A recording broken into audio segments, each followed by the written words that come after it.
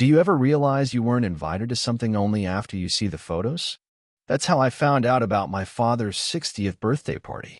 One scroll through my cousin's Instagram story, and there it was, a room full of glowing faces, laughter caught in motion, the sound of glasses clinking and soft jazz in the background. My father at the center, looking younger than his years, smiling the way people do when they feel surrounded by love and admiration. Gold decorations hung from the ceiling. A banner with 60 and strong arched above him like a crown. There was cake, speeches, toasts, and not a trace of me. It's strange, the kind of pain that doesn't announce itself like a scream, but rather settles in quietly like fog. At first you think you're just imagining it, that maybe the invitation got lost, that maybe he thought you were too busy, but deep down, I knew. I wasn't invited because I wasn't what he wanted me to be. We haven't been close in years. Not out of malice. Not even out of a big fight or betrayal. Just space. Quiet disappointments. The slow erosion of connection when two people stop trying to understand each other. He had dreams for me. I know that. I've always known that. He used to talk about them openly when I was a kid, how I'd go into medicine or law or engineering.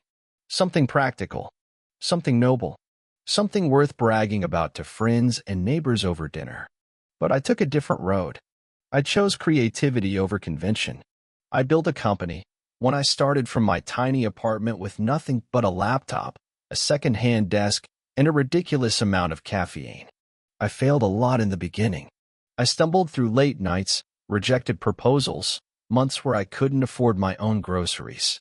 But I kept going. Now, I run a successful creative agency. I've spoken on panels, published articles, mentored young designers who remind me of myself at 20. I've won awards. Real ones, not participation trophies. I'm the kind of person people come to when they want something done right, with heart, with vision. But none of it made its way into his definition of success. Not one of those milestones got me a phone call. Or a simple, well done, son. And certainly not an invitation to a party I spent most of my life thinking I'd always be part of. And yet, I don't hate him. I can't. Because even if he didn't show up for this version of me, he showed up once.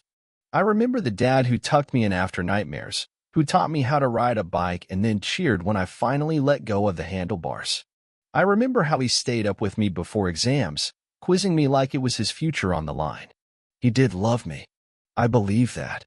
Maybe he still does, in the only way he knows how. Maybe the version of me that exists now feels foreign to him, too far from the blueprint he once laid out with careful hands and too much hope.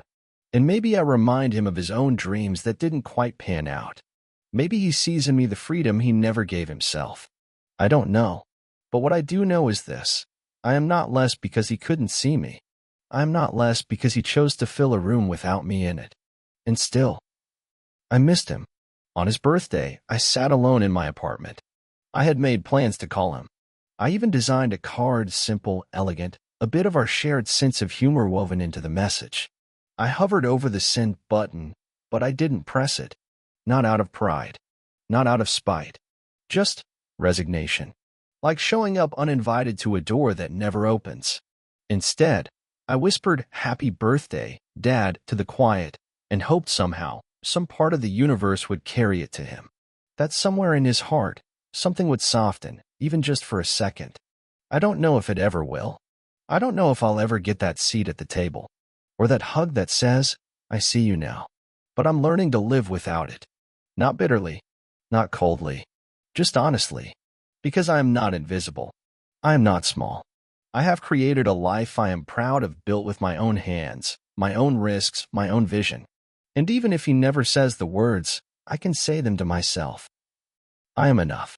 And maybe someday that will be enough for him, too. A few weeks after his birthday, I was invited to speak at a major leadership conference. One of the keynotes. A room full of people who'd built things, broken things, started over again. My kind of people. As I walked on stage, I scanned the crowd and froze.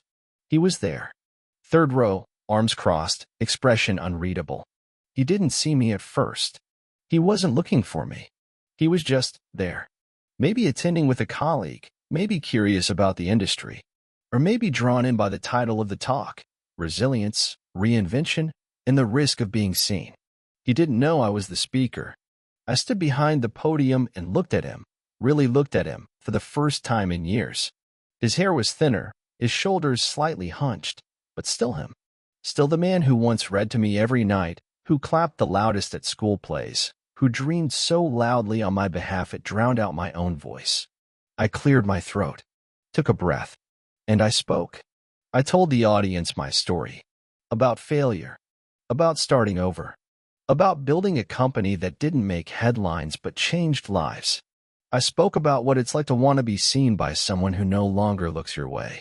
I didn't name him, of course. I didn't need to. Every word I spoke was for me and about me, but he was in every sentence just the same. When I finished, the room stood up. Applause thundered through the hall. People were moved. Some had tears in their eyes. And he just sat there. No reaction. No recognition. Just stillness.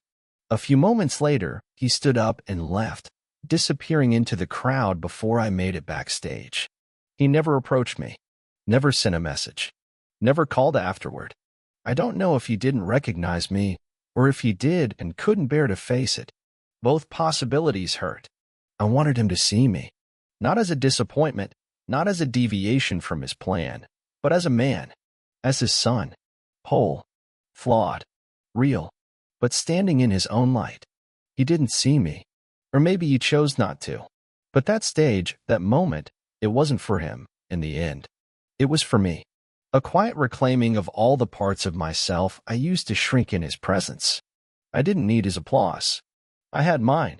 Still, that night, when I got home, I opened the birthday card I'd written for him but never sent. I read it out loud to no one. It ended with, "I hope you're happy. I hope you feel loved. I hope one day you'll see that I turned out okay, even if I didn't turn out the way you planned." And then I folded it back into the envelope and put it away. Because I may never be invited in. But I'm not waiting at the door anymore.